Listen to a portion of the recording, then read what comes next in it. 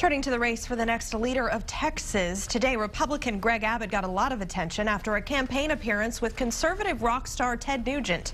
Democrats blasted the event well before it happened. KXAN's Kevin Schwaller takes a closer look at how that event could affect the campaigns. Kevin?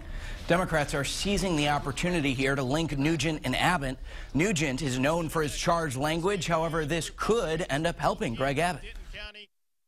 We had a Wendy Davis in Detroit. We had a Wendy Davis in Michigan. Her name was Jennifer Granholm. And today, Detroit is an embarrassment. It is a cesspool. There is a declaration of dependence in Detroit and Chicago. Now I have fought. Ted Nugent early today talking about his hometown of Detroit.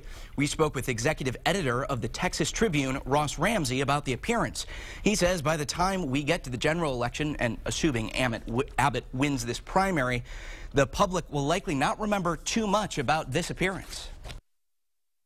As much as Wendy Davis may like to focus on things like Ted Nugent, the reality is voters are going to focus on the issues. That's kind of the subject of the day. They get on the news. People, all they're going to remember from this, I think, probably is if this works for Greg Abbott, all they're going to remember is something about Greg Abbott.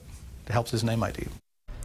Now, Ramsey says Nugent is popular with some Republican primary voters, and enough of them to make Abbott believe that overall the appearance would help.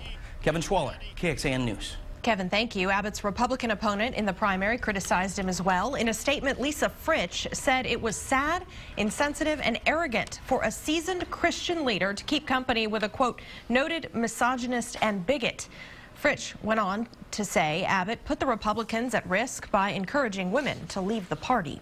Today, Abbott's likely rival in the general election, Democrat Wendy Davis, cast her ballot in the primary. Early voting began across the state. Davis does face an opponent in the primary, Ray Madrigal. In Westlake Hills today, a candidate for lieutenant governor cast his vote on the first day of early voting as well. We were there as Agriculture Commissioner Todd Staples showed up to the polling place. He's one of the 4 Republicans hoping to get the nomination for lieutenant governor. Blaming incumbent David Dewhurst, Staples said there has not been enough leadership on tough issues like water and growth. Well, I think this race is not just about the next election. I really think it's about the next generation. What direction are we going to go as a state? Land Commissioner Jerry Patterson and State Senator Dan Patrick are also running. The winner will face Democratic State Senator Leticia Vandepute in the general election. With Staples running for lieutenant governor, the race for his current seat is getting some attention now. One Republican candidate got a big endorsement from baseball fans who really know this name, Hall of Fame pitcher Nolan Ryan, appearing with J. Allen Carnes. We spoke with Carnes about the endorsement and his push for food independence. We're one of the only places in the nation, one of the only places in the world that can say that we're food and fiber independent and we're oil and gas independent. And my role as the Ag Commissioner will be focused in on making sure that we have that independent feeding source going forward. Carnes faces 4 other Republicans in the primary next month: Joe Cotton, Tommy Merritt, Sid Miller, and Eric Opelia.